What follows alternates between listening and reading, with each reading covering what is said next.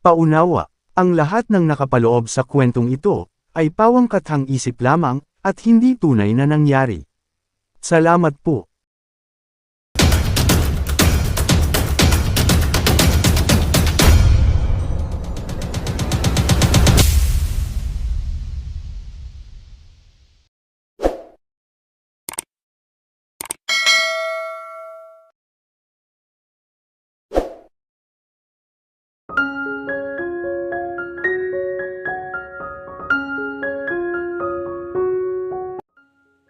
Dahil na intriga, hindi nakatiis si Nathan na hindi lapitan ng babae. Hay! Pati niya rito nang iwan ito ng mag-isa ng diving master. Matamang tinignan muna siya nito bago ito gumanti na matipid ng ngiti. Hello? Tila hesitant ang sagot nito. Noon lamang siya nagkaroon ng chance na mapagmasdan ng mabuti ang babae. Maganda pala ito sa malapitan. Noong sampalin siya nito sa bar and disco, ay hindi siya nagkaroon ng pagkakataon na makitang mabuti ang ganda nito dahil may kadiliman na paligid. Sa unang tingin, hindi naman pang beauty queen ang ganda nito. Hindi rin pang movie star. But she possessed a simple but classic beauty na kapag nakaharap mo na ng isa o dalawang piya ang layo, ay saka mo makikita ang tunay na ganda. Iyong klase ng gandang tumitingkad habang tinititigan na. Her hair was like silk. Matangos ang ilong nito at maganda ang mga cheekbones. Kahit wala itong kabahid-bahid ng make-up, natural na malantik ang mga pilik mata sa ilalim na animoy ginuhit ng mga kilay. Ngunit ang higit na pumukaw ng paghanga niya ay ang mga labi nitong heart shape at natural ang kulay rosas na lagi nakapaut. Is this your first time to dive? Tanong niya rito. May second actually. Casual na sagot nito na para bang napipilitan lamang itong sagutin ang tanong niya. Kahit kaunting friendliness ay walang may himigan sa tono nito.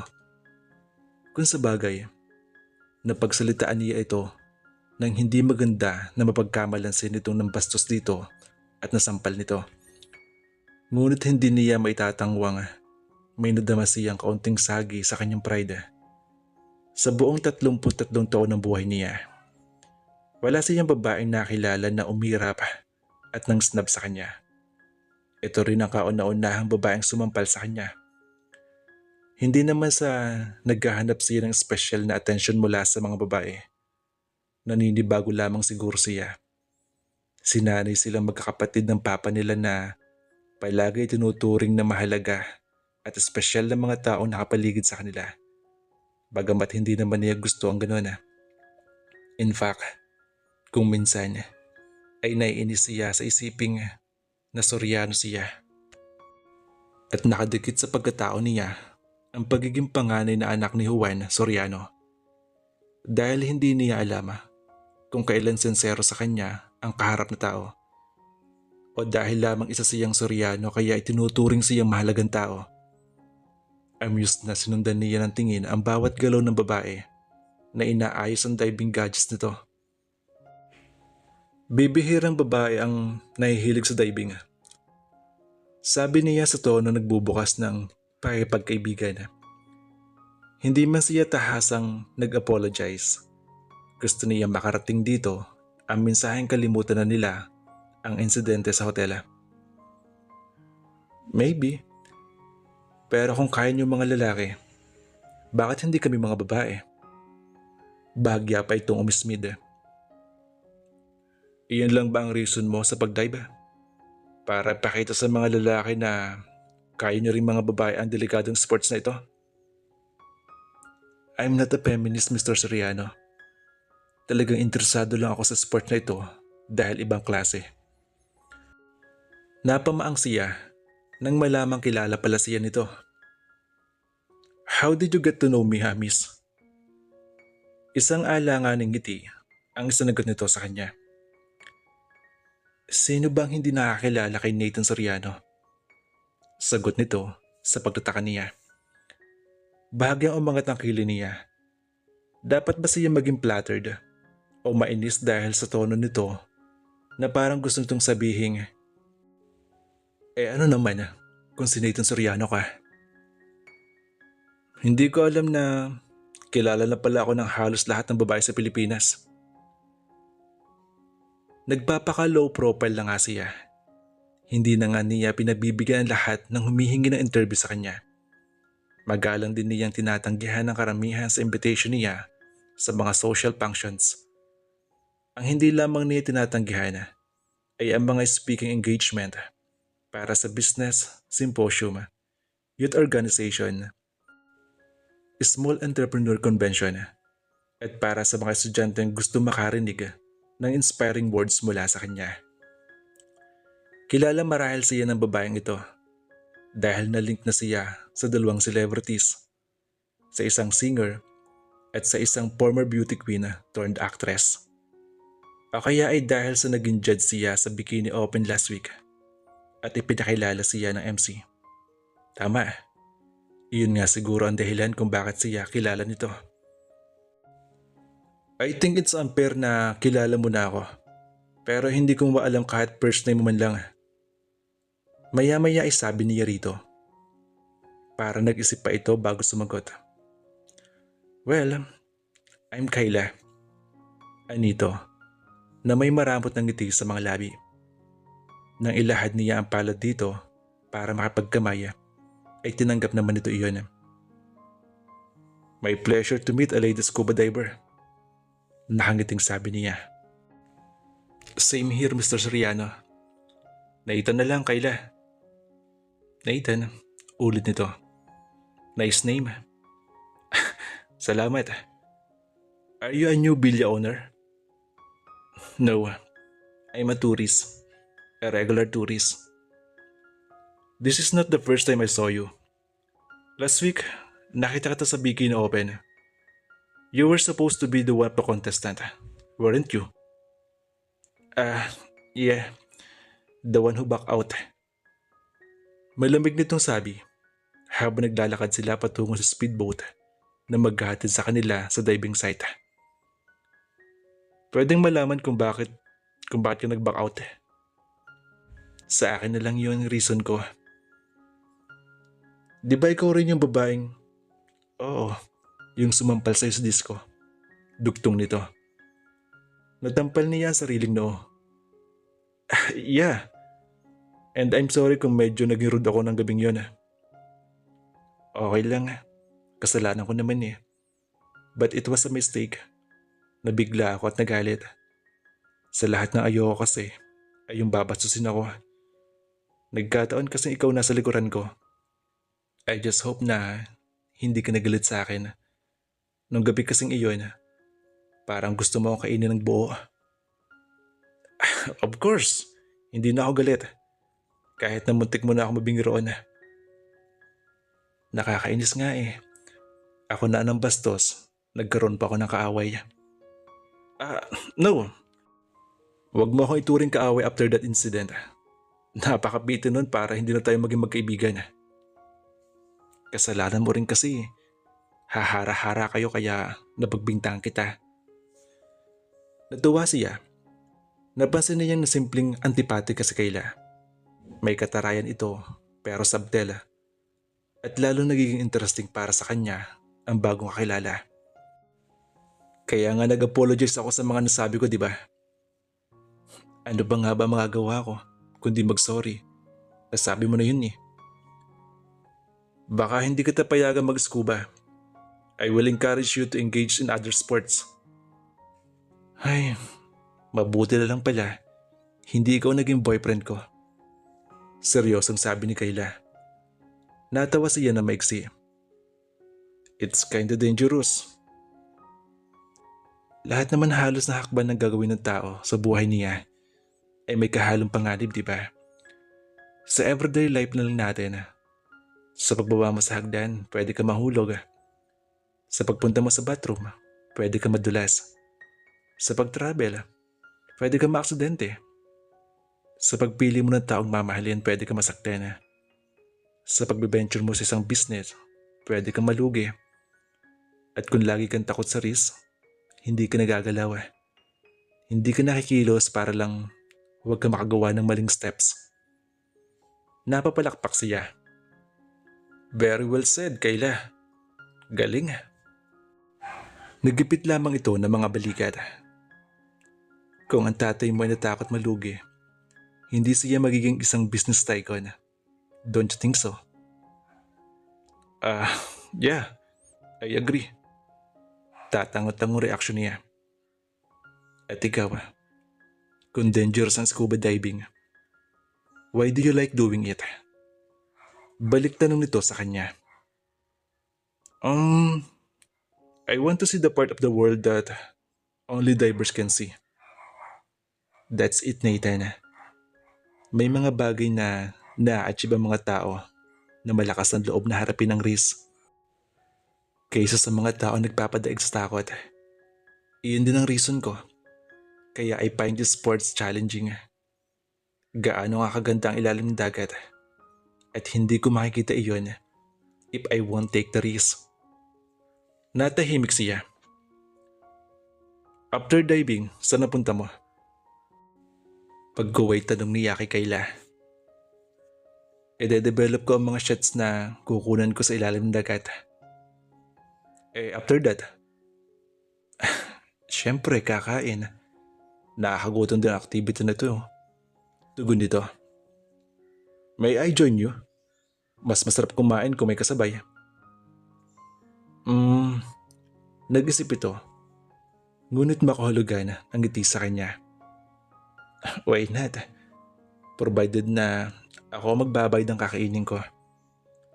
Nanlaki ang mga mata niya. Teka, mali naman yata yun. I mean, ako ang lalaki. Napaka-gentleman naman siguro kung pababayaan kung ikaw ang babayad ng kakainin ko mo. Hindi ako nagpapalibre, Nathan, sa hindi ko mag-anak o hindi ko boyfriend. Giit nito. Sa tonong tila naiinis na. Hindi ka ba nagpapalibre sa kaibigan? Hindi pa tayo magkaibigan, Nathan. Acquaintance pa lang tayo, Mr. Soriano. Kaya wala ka pang obligasyong gustusan ako. I work hard to earn money for my meals. Ibang klase pa talagang babaeng to. Sa loob-loob niya. Well, para naman yatang insulto sa isang lalaki yung hindi mo lang sasagutin ang meal na kasama niya yung babae. Sorry, pero ganoon ang pananaw ko eh. Kaya nagiging weaker sex ang babae sa paningin ng marami dahil sa ganyang mentality na obligasyon ng lalaki na gumawa ng favors para sa babae. Para bang napakahina ng mga babae to do things on their own, stand on their own, and then simple things like paying for their food. Isang buntong hininga ang pinakawalan niya. Pero huwag na huwag mong isipin na feminist ako ha. Pagpapauna nito sa kanya. Inis din ako sa mga lalaking egoistic. In case na ganun ka, stay away from me. Hindi rin tayo magkiklik.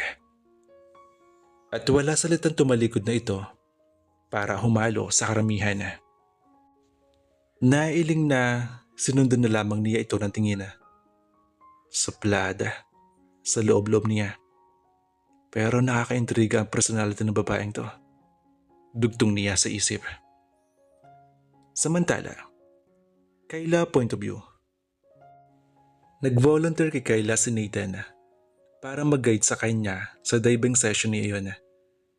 Habang nasa ilalim ng tubig sa coral reef ng isla, mga 80 talampakan ng lalim, gamit ang isang underwater camera, ay kinunan niya ang nagagandahang views sa ilalim tulad ng mga rare aquatic species, aquatic plants, at iba't ibang klase ng isda. Wala siyang kainti-interes sa scuba diving noon. Ngunit kinakailangan niyang magka-interes sa sport na iyon alang-alang sa misyon niyang paibigin si Nathan. Isang linggo rin siyang dumaan sa intensive training ng isang professional diver na si Jacob mismo ang nag-refer sa kanya. Noong una ay takot siya. Pero umiral ang pagka-adventura at katapangan niya. At kapag naalala niya ang magiging kapalit ng ginagawa niyang iyon, nagiging determinado siya sa ginagawa. Nag-aalala rin siya, nagagalit ang unang maging reaksyon ni Nathan kapag nakilala siya nito at maalala ang pananampal niya rito. Ngunit kabaligtaran pala niyon ang magiging reaksyon nito. Ito pa nga ang unang nag-approach sa kanya. Effective ang unang hakbang na kanyang plano. Hindi siya nabigong makuha ang pansin ni Nathan. Sinunod lamang niya ang mga tips na nakuha niya sa nabasang libro. Para daw makuha mo ang atensyon ng lalaking gusto mo, kailangan daw na magka-interest ka sa mga bagay na kinahihiligan niyang gawin. Hindi naman siya nabigo. Nakapasok na siya sa mundo ni Nathan Soriano. Napakaganda nga pala ng coral reef ng Villa Royal, no? Sabi ni Kayla pagkatapos sila mag-dive. One of the counter's best actually. Dagdag ni Nathan. Saan nga pala tayo kakain ngayon? Tiningnan niya ito. Kakain? Sinabi ko bang kakain na ako? Tanong niya sa mataray na tono. I thought okay lang sa'yo na makasabay ako sa pag-snack mo. Kailangan ko muna mag-refresh sa cottage ko at ide-develop ko pa itong mga shots na kinunan ko. Hindi ba sinabi ko na yan sa'yo kanina? Yeah. Oo nga pala. Well, I'll just wait kung kailan mo na gustong kumain. Kung nagugutom ka na, bakit hihintayin mo pa ako? Siguro naman hindi ako mukhang appetizer, no? Natawa si Nathan. Tawang parang gusto niyang ikairita. Let's just say na I want to know you better para ituring mo ako isa sa mga kaibigan mong pwedeng mag-treat sa'yo. Oh, it's that so? Nakapamayawang na reaksyon niya. Yeah. Tumatangong sagot nito. Okay, give me an hour. Kung makapaghintay ka, but I would advise you na mauna ka na kumain kung nagugutom ka na. I'm not worth the wait. Baka sisihin mo pa ako kapag nagka-ulcer ka niyan. I disagree, miss. I think you are worth the wait. Okay, fine. See you then. Babalik na ako sa cottage ko. Tila may sasabihin pa ito sa kanya. Ngunit hindi na ito nagawa. Halos patakbo na siyang bumalik sa Pathfinder at sumabay na sa mga divers na pabalik sa hotel. Noon na yan na-discover na mali pala ang first impression niya kay Nathan. Approachable naman pala ito, hindi masungit at antipatiko. Gaya na naging impression niya rito pagkatapos ng insidente sa bar at disco. At para nakasiguro na siyang mas magiging madali para sa kanya ang paibigin nito. Nathan point of view. You look interested in that lady diver. Pukaw sa kanya ni Marcos mula sa kanyang likuran. Nitong nakaraang mga araw ay nahihilig din ito sa scuba diving. Hindi ba siya yung sumampal sa disco? She caught my interest, pare. She is mysterious. Yeah. She's somewhat mysterious. Pero ingat ka, pare, ha. Iyan mga babaeng pamisterious ang drama sa buhay. Yan yung mga tipong mapanganib. Baka nagpapamisterious lang yung mga yan para mapansin mo. Malay mo, sinadya na yan sampalin ka para makilala ka. Pagkatapos, ay hihingi siya ng sorry. May dahilan na nga naman siya para i-approach ka. Pare, masyado ka namang suspicious. Natutawang reaksyon ni Nathan habang sinusundan ng tingin ang sinakyan ni Kayla. Suplada nga eh. Simpleng mataray. She doesn't look interested in me. Well, alam ko namang hindi isang Nathan Soriano ang magpapaloko sa mga babaeng katulad niya. Sabi nito. Ngumiti lamang siya. Nakatuon pa rin ang isip niya kay Kayla. Bagamat alam niya may katwiran ang warning ni Marcos, kahit kaunti ay hindi siya nagkaroon ng pagdududa sa pagkatao ng dalaga. Kahit hindi pa niya ito lubos na nakilala, nakikita niya ang sinseridad sa mga mata nito at ang katiyakan sa bawat kilos. Kung may misteryo man siyang nababasa sa pagkatao nito, hindi niya naiisip na isa itong masamang babae. Iisa lamang ang nararamdaman niya ng mga sandaling iyon, ang interes na makilalang mabuti si Kayla. Samantala, Kayla point of view. Pagkatapos mag-shower, ay pinagbasdan ni Kayla ang sariling refleksyon sa salamin na nasa loob ng bathroom na inarkila niyang over-the-water cottage. I'm beautiful. Ngayon ko kailangan paniwalaang I have that kind of beauty na kaya magpaibig kay Nathan. Sabi niya na parang kinakausap ang sarili sa salamin. I have to be the confident of myself. Importanteng magawa ko ang misyong ito para sa amin ni Melinda. Upang makatiyak na tutupad si Jacob sa napagkasundoan nila, ay gumawa siya ng secret agreement. Mahigit 1 buwan din niyang pinaghandaan ang paglapit niya kay Nathan. Nag-gym pa siya para masigurong fit at trim siya. At kahit alam niya maganda siya, siniguro niyang maganda siya paglapit niya kay Nathan. Halos buong araw siya sa salon. Mula facial hanggang puts pa ay ipinagawa niyang serbisyo. Kumonsulta pa nga siya sa isang ekspertong hair stylist para gawin ang pinakabagay na haircut sa kanya. Hindi siya gaano ka-beauty conscious noon at confident siya sa gandang taglay niya. Ngunit dahil mabigat ang gagawin niyang misyon at isang katulad ni Nathan Soriano ang paiibigan niya, kailangan niya maghanda. Kailangan din niyang ibilin muna ang factory kina Melinda at saka ng kamay niyang si Bibet. At nasa likod niya si Jacob sa mga ginagawa niyang iyon. Hindi pa rin ako makapaniwalang pumayag ako sa ipinapagawa ni Jacob sa akin. Naisip niya. Pero kung minsan, kailangan mong kumapit sa patalim at makipag-deal sa mga taong katulad ni Jacob Soriano para sa pansarili mong katahimikan at hindi mawala mga bagay na halos kasing kahulugan na ng buhay mo. Hindi niya akalaing masasangkot siya sa plano ng isang taong kinaiinisan niya. Ngunit para lamang makawala sila mula sa pangugulo nito sa buhay nila at sa pagmamaniobra ng kanyang kuya Jaime sa buhay nila ni Melinda, kailangan niyang sumunod sa ipinapagawa nito. Isa pang dahilan ay itinuturing niyang isang malaking hamon sa kanya ang misyong paibigin si Nathan. Ngayong kilala niya ito ng personal, bigla siyang kinabahan. He is gorgeous. Hindi ko akalain na ganito pala kalakas ang dating niya sa oras na nakilala mo na siya. She had to admit that being near him was a heart-thumping experience. Lalo na siyang hindi nagtataka kung bakit lihim itong pinagpapantasyahan ng maraming babae. At ipinagpapasalamat niyang agad na siya ang napansin nito. Friend lang siguro siya talaga. Despite being high-profile person, hindi siya mayabang. He is so cool. Natural. Lihim siya natatawa kapag naalala kung papaano niya pinipigil ang paghanga rito habang magkausap sila kanina.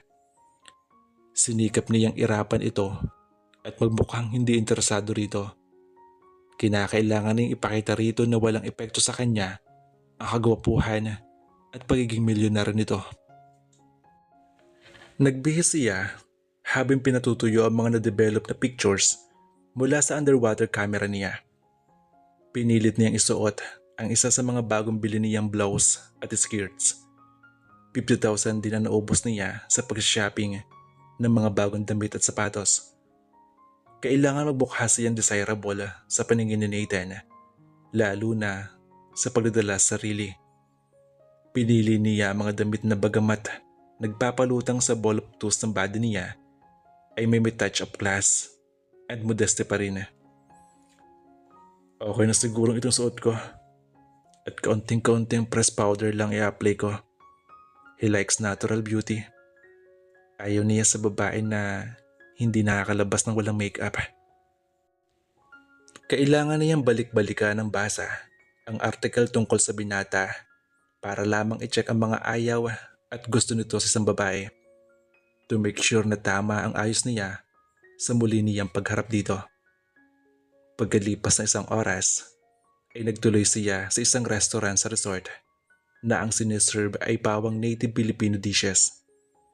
Isa kasi iyon sa mga preference ni Nathan sa pagkain. Inabutan na niya ito sa nasabing restaurant. Naghihintay ito sa isang mesa nakaharap sa dalampasigan. He was wearing shorts and colorful, Hawaiian polo at may nakapaloob na white t-shirt. Naka-shades ito na bumagay sa magandang bone structure ng mukha nito. Bakit hindi ka pa umorder habang hinihintay mo ako? Bungad na tanong niya rito. Para sabay tayong kumain. Napangiti siya. Kung ako na nauna rito, hindi na kita hihintayin. Ngumiti lamang ito. Pagkaway kinawayan ang waiter. Umorder na rin siya matapos itong umorder. Dinuguan at rellenong pusit ang inorder niya. Ito naman ay sinigang na bangus at inihaw na tilapia. Nakabalot pa sa dahon ng niyog ang kanina. Parehong buko juice ang inumin nila. May dessert na inihanda sa kanila ng special package ng restaurant. Ripe mango cubes na nilagyan ng cream sa ibabaw. Mahilig ka rin pala sa native Filipino dishes, no? Tanong niya rito na kunwari wala siyang alam sa mga hilig nito. I have traveled around the world, pero walang tatalo sa sarap ng pagkain Pinoy. Nationalistic ka pala. Apo ka ba ni Rizal o ni Bonifacio kaya? Natawa ito ng mahina. Hindi naman. By the way, pwede ko na bang malaman kung bakit nag-back out ka sa Bikini Open? Okay. Nag-back out ako dahil nakita ko roon na alam ko mas malamang na matalo ako dahil sa pagkakasampal ko sa'yo. Pwede mong impluwensyahan yung babaeng judge. Yung ibang judge. Bakit pa ako mag-aaksay ng effort? Ibibilad ko ang sarili ko para lang walang mapala. Ang totoo ay alibay lamang niya iyon. Wala naman talaga siyang planong sumali sa Bikini Open. Ngunit nagpalista pa rin siya.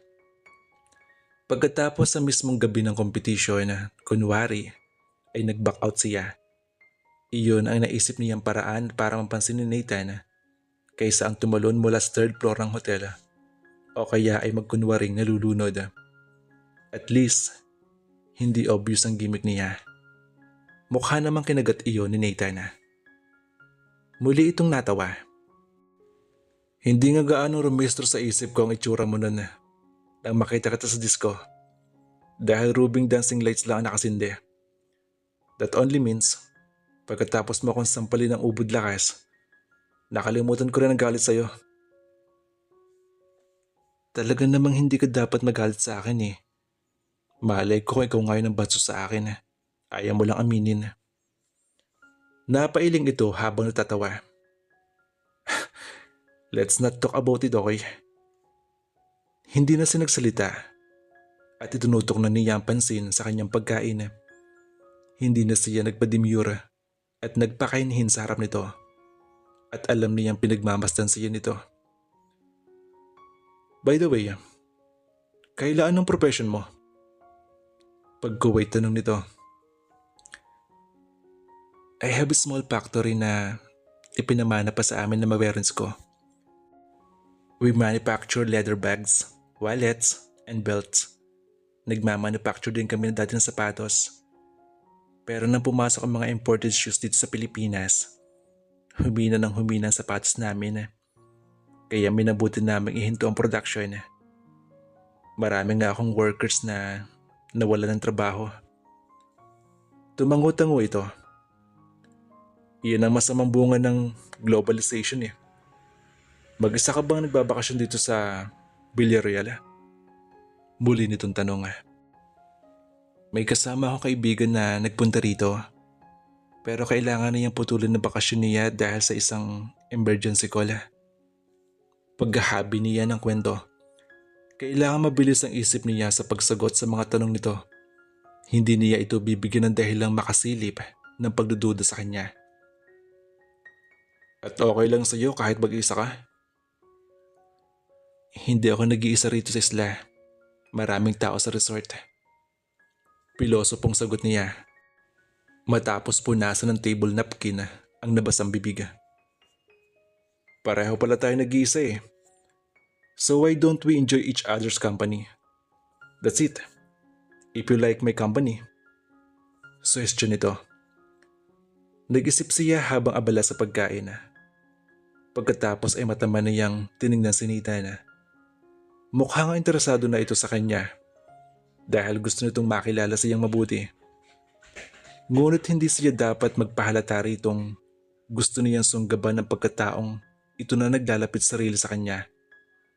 Kailangan maging iba siya sa mga babaeng nakilala nito. Magpapatuloy siya sa pamisteryosong dating niya para dito. Hindi ko naman kailangan ng company ng iba. May enjoy ko ang vacation ko rito kahit wala akong kasama. Malamig niyang sabi. So tinatanggahan mo pala ang company ko? Hindi naman sa ganun. Ayoko lang ng may taong naabala. Mahirap na. Baka pagsilosan pa ako ng mga girlfriends mo. Muli itong natawa. Natouch ako sa kahit na sinong babae ngayon. Oh really? Ilang araw ka nang walang girlfriend? You know what, Kayla? I like you. And I really enjoy your company. Ano itong hindi na naaalis ang ngiti sa mga labi? Really? But I am very boring person. Iyon ang pagkakakilala ko sa sarili ko. Para sa akin ay hindi. I find you a very interesting person. Salamat kung ganun. Matipid na pakli niya. Kahit lihim siya natutuwa sa tinatakbo ng mga pangyayari sa pagitan nila. Pinilit pa rin niyang magmukhang walang emosyon sa harap ni Nathan.